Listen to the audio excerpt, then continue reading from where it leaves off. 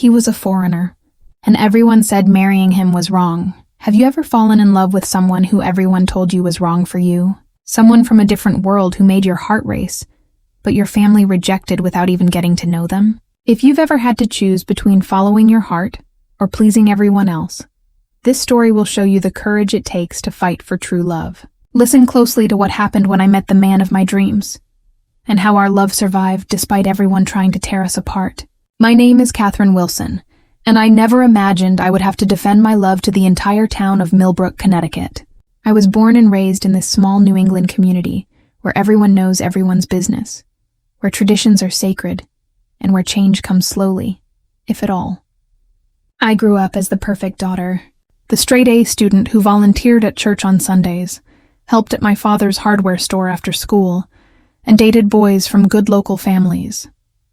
My parents, Thomas and Eleanor Wilson, were respected pillars of the community. Dad served on the town council for 15 years, and Mom chaired every important charity committee. Our family name meant something in Millbrook.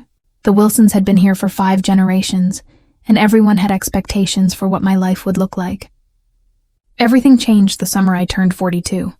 I had built a comfortable life as an elementary school teacher, living in the charming colonial house my grandparents had left me, after a failed marriage in my 20s to my high school sweetheart Ryan, who turned out to prefer whiskey to working. I had resigned myself to a quiet life. My days were filled with teaching 3rd graders, tending to my garden, and attending community events. I had dated occasionally over the years, but nothing serious ever developed. The eligible men in Millbrook were either already married or not worth the trouble. That June, I decided to take a trip to New York City to visit my college roommate, Jennifer. She had been begging me for years to come see her, and I finally agreed. Little did I know this simple weekend trip would completely upend my carefully ordered existence. Jennifer had tickets to a jazz concert at Lincoln Center. I've always loved music, though my experience was mostly limited to our church choir and local community performances.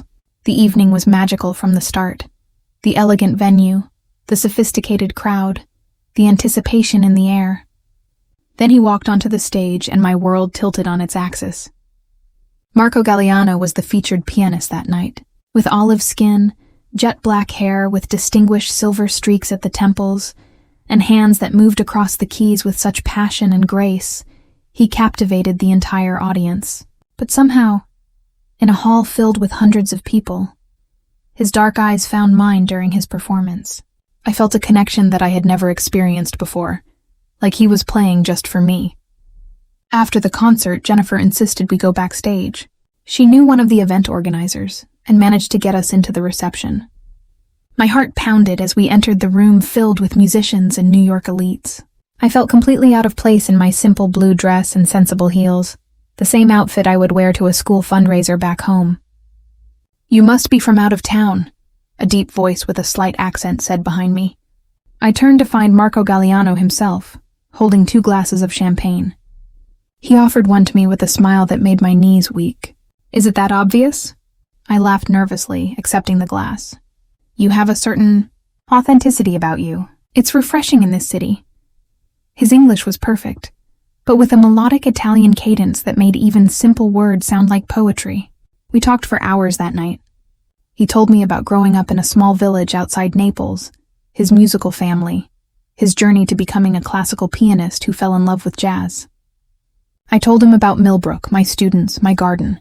What should have been a brief conversation between strangers turned into something neither of us wanted to end. When Jennifer finally dragged me away, Marco asked for my number. I gave it to him, never expecting he would actually call. Men like him, worldly, talented, sophisticated, didn't pursue small-town school teachers. But he called the very next morning and invited me to breakfast before I returned to Connecticut. Over coffee and pastries at a tiny cafe in Greenwich Village, I learned more about his life. He had been married once, years ago, to a French violinist. They had divorced amicably when their careers pulled them in different directions. He had no children, but many nieces and nephews he adored. He had performed in concert halls around the world, but had recently accepted a position at Juilliard to teach and perform in New York more permanently. "I have reached an age where I want to build something lasting," he told me, his eyes holding mine. "Not just music that disappears into the air after it is played, but connections that endure. I returned to Millbrook in a daze, convinced that this magical weekend would fade like a beautiful dream. But Marco called again that evening, and the next, and the next. We talked for hours about everything and nothing. 2 weeks later, he asked if he could come visit me in Millbrook. "Are you sure?" I asked, thinking of my modest home in simple town. "There's really nothing exciting here." "You are there," he said simply. "That is enough for me." When Marco's sleek black car pulled into my driveway that Saturday, I watched from behind my curtains as Mrs. Hennessy across the street stopped watering her flowers to stare. By dinner time, I knew the entire town would be buzzing about Catherine Wilson's mysterious foreign visitor. I gave Marco a tour of Millbrook, feeling oddly proud of our historic town square, the white steepled church, the small but charming library where I volunteered. We had lunch at Mabel's Diner, where every eye followed us, and whispers trailed in our wake. Marco either didn't notice or didn't care, focusing entirely on me as if I were the most fascinating woman in the world. That evening, as we sat on my porch swing watching fireflies appear in the gathering dusk, he took my hand and kissed it gently. "I have played concerts for royalty and presidents," he said softly. "I have seen the greatest cities in the world. But today, seeing where you live, understanding the community that shaped you, this has been more meaningful to me than all of that."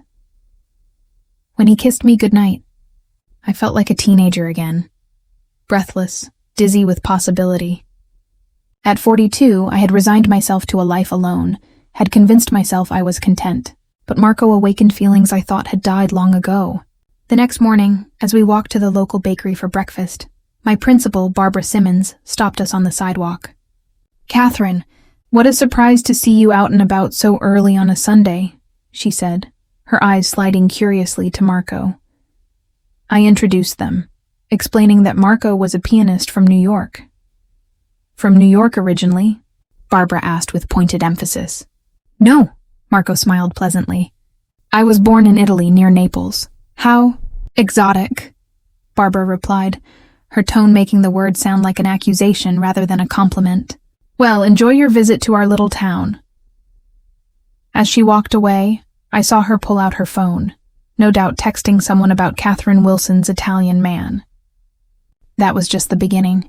Over the next few months, as Marco visited nearly every weekend and I occasionally took the train to New York to see him, the whispers in Millbrook grew louder.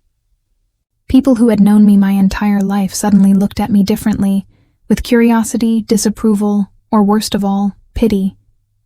"He's just using you for a green card," Diane Peterson told me bluntly one day as I was selecting tomatoes at the farmer's market. Diane and I had been in the same homeroom from kindergarten through high school. "Marco has lived legally in the United States for 15 years, I replied, trying to keep my voice even. "He's an internationally acclaimed musician who teaches at Juilliard. He doesn't need me for immigration purposes." Diane just shook her head. "These foreigners are clever, Catherine. They play the long game." My own parents, who I had always thought were open-minded, reacted even worse when I finally introduced them to Marco. We had been dating for 3 months, and I knew I was falling deeply in love with him. I needed my family to accept him. We had dinner at my parents' colonial home on Maple Street, the same house where I had grown up. Mom had prepared her famous pot roast, and Dad had opened a bottle of his special occasion wine. The conversation was strained from the start. "So, Marco," my father began, swirling his wine. "Catherine tells us you're a musician. That's not the most stable profession, is it?" "Dad," I protested, but Marco placed his hand gently on mine. "It is a fair question," he said respectfully. "I am fortunate that my career has been successful. I have performed with major orchestras around the world, recorded several albums, and now have tenure at Juilliard. I own my apartment in Manhattan outright and have investments that provide security." My father looked slightly taken aback. He had clearly expected a different answer. "And your family?" my mother asked. "Are they still in Italy?" "My parents have passed away, but I have 2 brothers and a sister, all with families of their own. They remain in Italy, but we are close. I visit at least twice a year." "So you maintain strong ties to your homeland?" Dad observed, as if identifying a problem. Of course, Marco replied. Just as I'm sure you cherish your family heritage. The Wilsons have been Americans since before there was an America, Dad said proudly. My ancestor fought in the Revolutionary War. A noble history? Marco nodded. My family's vineyard dates back to the 16th century. Different traditions, but both worthy of respect, no? The rest of the evening continued in this vein, my parents laying subtle traps, and Marco navigating them with grace and dignity. When we left, my mother hugged me a little too tightly and whispered, "He's charming, dear, but so different from us. Are you sure you know what you're getting into?" In the car, Marco was quiet for several minutes as we drove back to my house. "Your parents love you very much," he finally said. "They were horrible to you," I replied, still fuming. "No, they were protective of you. It is natural. When my sister brought home a German man she had met while studying abroad, my father reacted much the same way." He squeezed my hand. "They will come around when they see that my feelings for you are genuine." But they didn't come around. Instead, they launched a quiet campaign to save me from my foreign romance. They invited appropriate local men to dinner whenever I was present. They sent me articles about international marriage scams. My mother even arranged for our pastor to have a casual conversation with me about the challenges of interfaith relationships, though Marco and I shared the same Christian faith, just different denominations. Meanwhile, the town gossip intensified. Students' parents requested meetings with the principal, concerned about Mrs. Wilson's lifestyle choices. Longtime friends suddenly had excuses for why they couldn't meet for our regular coffee dates. People I had known all my life stared at me in the grocery store, then quickly looked away when I caught their eyes. The final straw came 6 months into our relationship when Marco asked me to marry him. It wasn't a complete surprise. We had discussed marriage, children. Both of us had decided long ago that parenthood wasn't for us, and our future together. But the way he proposed took my breath away.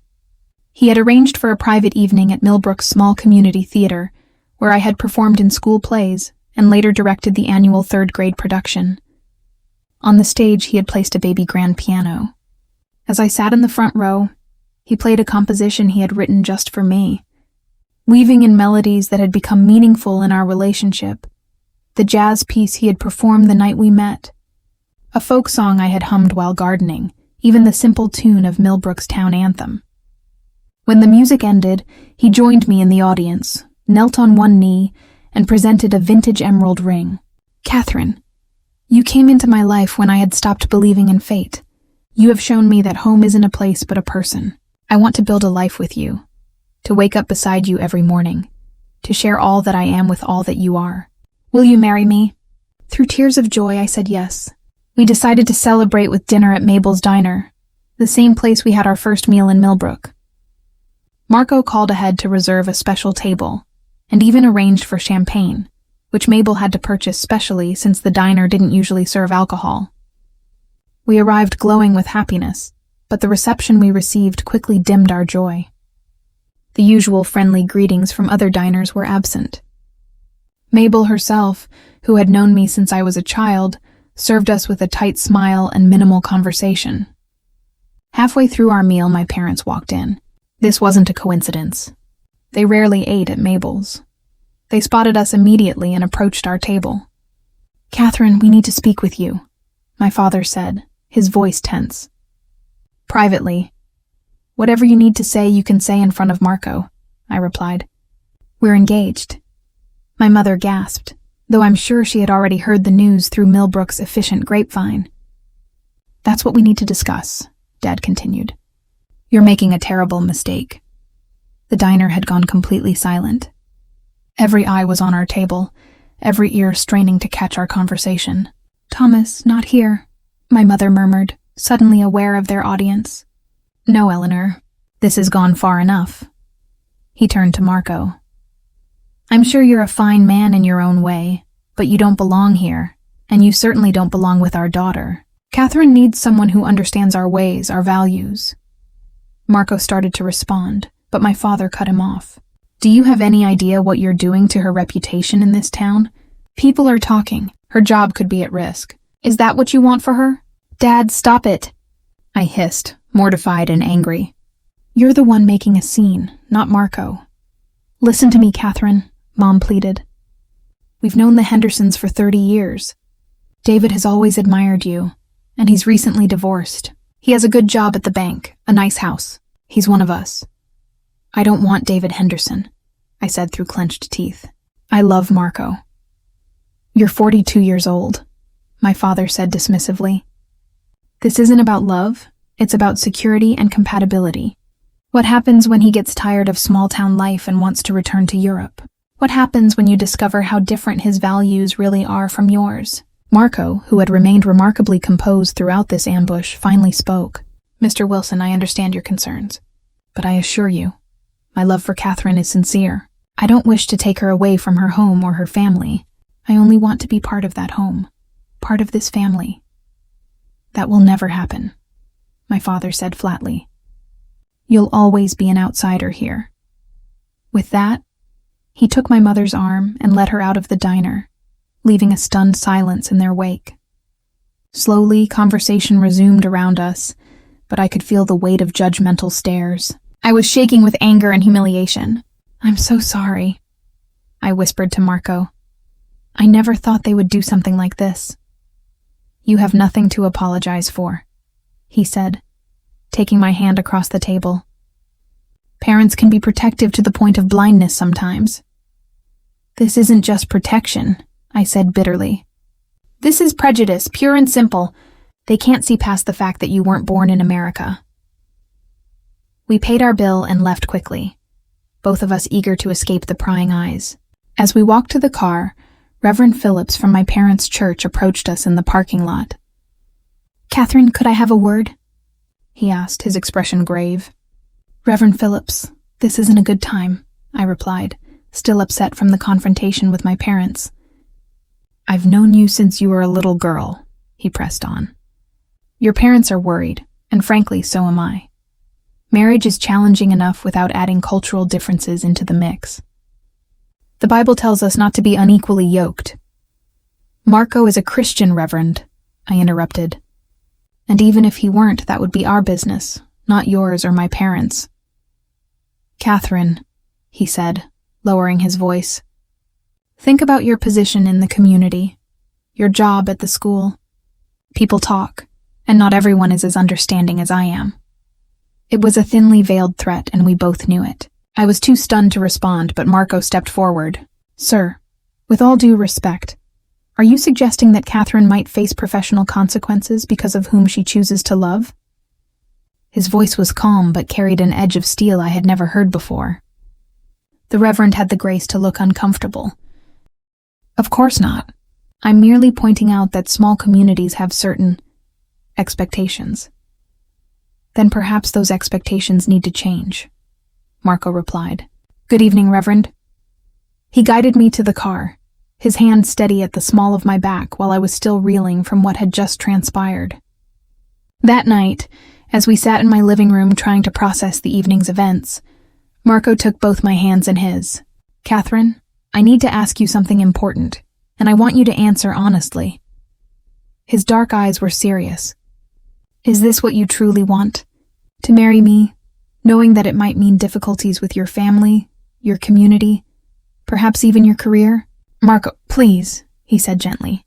Think carefully before you answer. I love you too much to be the cause of such pain in your life.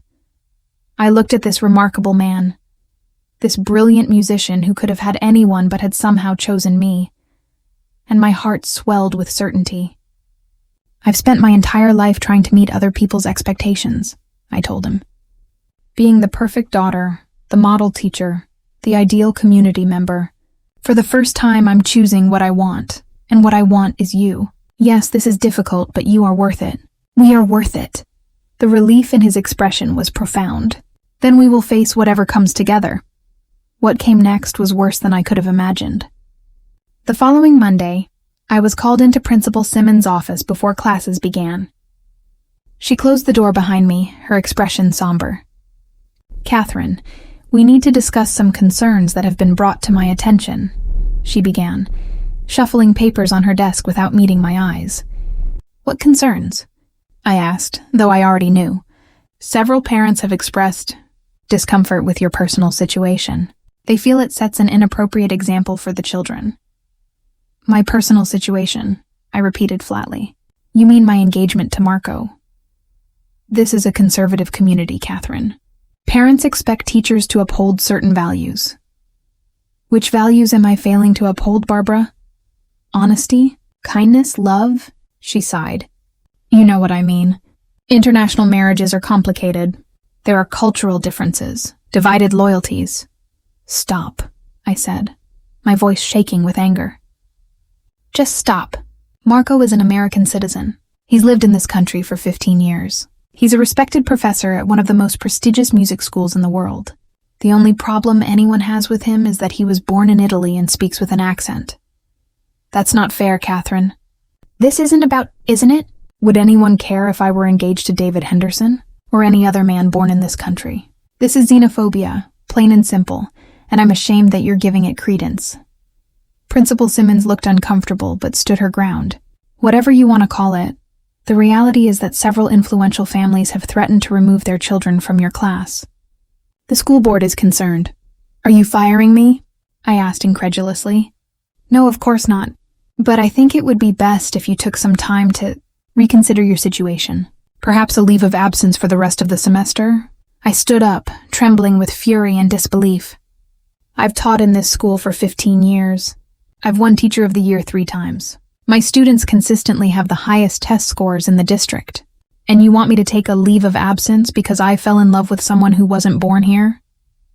"Catherine, please try to understand." "Oh, I understand perfectly. And no, I won't be taking a leave of absence. If you want to remove me from my classroom, you'll have to fire me officially, with cause.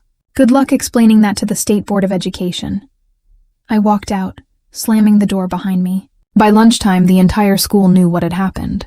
Some colleagues avoided me. Others offered quiet words of support. My third graders, bless their innocent hearts, were simply excited about my engagement when I showed them my emerald ring. That evening, I called Marco in tears, explaining what had happened at school. He listened quietly, then said, "I'm coming to Millbrook tomorrow." "You have classes to teach," I protested weakly. "I will arrange coverage. This is more important." He arrived the next afternoon. As we sat in my kitchen drinking tea, he suddenly said, "Let's get married this weekend." I nearly choked on my tea. "What? But we haven't even set a date yet or planned anything. Does that matter? Do we need a big ceremony with people who disapprove of our love? Let's drive to Vermont. We can be married by Saturday." The spontaneity of it took my breath away. "My parents can be told afterward if that's what you prefer." "Catherine, I'm not suggesting we elope to spite them or anyone else. I'm suggesting we stop waiting for permission to be happy." I thought about it for all of 30 seconds before breaking into a smile. "Let's do it." We left that night, driving north with nothing but a small suitcase each and hearts full of certainty. In a charming bed and breakfast in Burlington, Vermont, with the inn's owners as our witnesses, we exchanged vows on a crisp autumn morning. No family, no friends, no disapproving whispers, just 2 people promising to love each other for the rest of their lives. Our wedding night was spent in a lakeside cabin, drinking champagne by a fireplace, talking about our future. We decided that, for now, we would maintain both our homes, his apartment in New York and my house in Millbrook. On weekends and holidays we would be together. Eventually, when the time was right, we would find a place that could be truly ours, perhaps halfway between the city and my small town. When we returned to Millbrook 3 days later, wedding bands on our fingers, we were greeted by a painted message on my front door. "Traitor." Marco wanted to call the police, but I refused. "This is a small town," I told him. "The last thing we need is more drama." Instead, I scrubbed the paint off myself, tears streaming down my face as neighbors watched from behind their curtains. Not a single one came to help. The next morning, I called my parents to tell them I was married. My mother wept. My father hung up without speaking to me. The pain of their rejection was a physical ache in my chest. But when Marco held me that night, I knew I had made the right choice. Life settled into a new pattern. Marco taught his classes at Juilliard during the week and traveled to Millbrook most weekends. I continued teaching, ignoring the whispers and stares. Some parents did indeed remove their children from my class, but others quietly expressed their support. "I think what you did was brave," Mrs. Abernathy told me at a parent-teacher conference. "My sister married a man from the Philippines 20 years ago. My parents didn't speak to her for 2 years. Now he's the favorite son-in-law, and no one can remember what the fuss was about." Her words gave me hope, but the reality remained difficult. I was no longer invited to community events. Friends who had known me all my life crossed the street to avoid talking to me.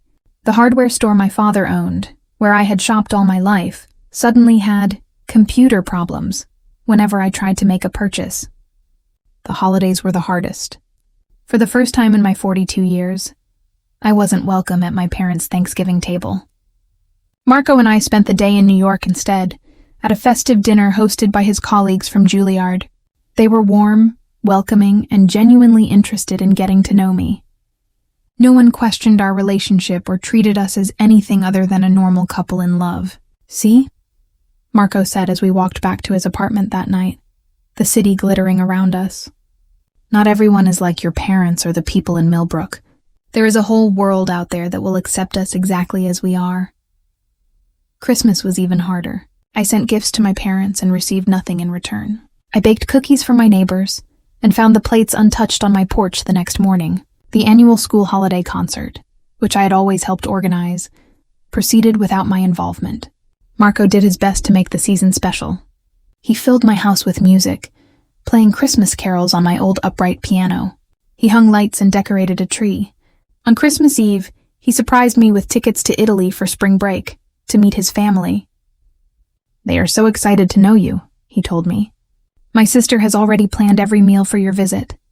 The thought of being welcomed by his family, of being embraced rather, then rejected, brought fresh tears to my eyes. I can't wait to meet them. As winter thawed into spring, small changes began to appear in Millbrook. One of my students' mothers invited me to her book club. The cashier at the grocery store started making small talk again. Barbara Simmons, my principal, apologized for her handling of the parent complaints. "I should have stood up for you," she admitted. "I was wrong and I'm sorry." Marco and I traveled to Italy during spring break. His family lived in a small village outside Naples, where the Galliano family had produced wine for generations. His brothers, sister, and their families welcomed me with open arms and endless platters of food. No one questioned our relationship or treated me as an outsider. Instead, they immediately folded me into their boisterous, affectionate clan. "You make our Marco happy," his sister Maria told me, embracing me warmly. "That makes you family." The simplicity of their acceptance brought home just how unnecessarily complicated things had been made in Millbrook. It wasn't about cultural differences or values or traditions. It was about fear of the unfamiliar, about small-mindedness that couldn't recognize love when it appeared in an unexpected package. When we returned to the States, I found a letter waiting in my mailbox. It was from my mother. "I miss you," she had written in her perfect penmanship. "Your father is still angry, but I can't bear this separation any longer. Could we meet for coffee? Just the two of us?" We met at a cafe in the next town over, neutral territory. Mom looked older, tired, her normally immaculate appearance slightly disheveled. She hugged me tightly when I arrived, holding on longer than usual. "You look happy," she said, studying my face. "Italy agrees with you." "Marco's family was wonderful," I told her. "They made me feel so welcome." "Unlike us," she said quietly, looking down at her coffee. "Mom, no, let me say this. I was wrong, Catherine. We were wrong. Your father and I were so caught up in our ideas about what your life should look like that we couldn't see what was right in front of us, that you had found someone who truly loves you, who makes you happy." Tears filled my eyes. "He does make me happy, Mom. So happy. I can see that now." She reached across the table to take my hand. "I want to try again. I want to really get to know Marco, to give him a fair chance. Your father, well, he'll come around eventually. He's stubborn like someone else I know." She smiled slightly. It was a beginning. Mom came to dinner at my house the following weekend. She was nervous and overly polite with Marco at first, but by dessert, they were laughing together over his stories about his first bewildering months in America. When she left, she hugged us both. "You're good for her," she told Marco. "I can see that now." My father took longer. It was 3 months before he would even speak to me on the phone. 6 before he agreed to meet Marco again. Their first conversation was stiff and formal, but civil. The second was marginally better. By the third, they had discovered a shared interest in woodworking, and Marco was helping Dad restore an antique cabinet in his workshop. "He's not what I expected," Dad admitted to me grudgingly one day. "He works hard, respects craftsmanship, not at all what I thought a musician would be like." It was as close to an apology as I was likely to get, and I accepted it with grace. The town of Millbrook itself changed slowly. Some people never accepted us. Diane Peterson still crossed the street when she saw us coming. Reverend Phillips was polite but distant. Others, though, began to warm to Marco as they got to know him. He volunteered at the library, played piano for the elementary school's spring concert, helped organize a community jazz festival that brought visitors and business to our small town. Gradually, the whispers died down. New gossip took its place. We became old news. When Marco and I walked down Main Street holding hands, fewer heads turned. When we ate at Mabel's Diner, we were served with the same friendly efficiency as any other regular customers.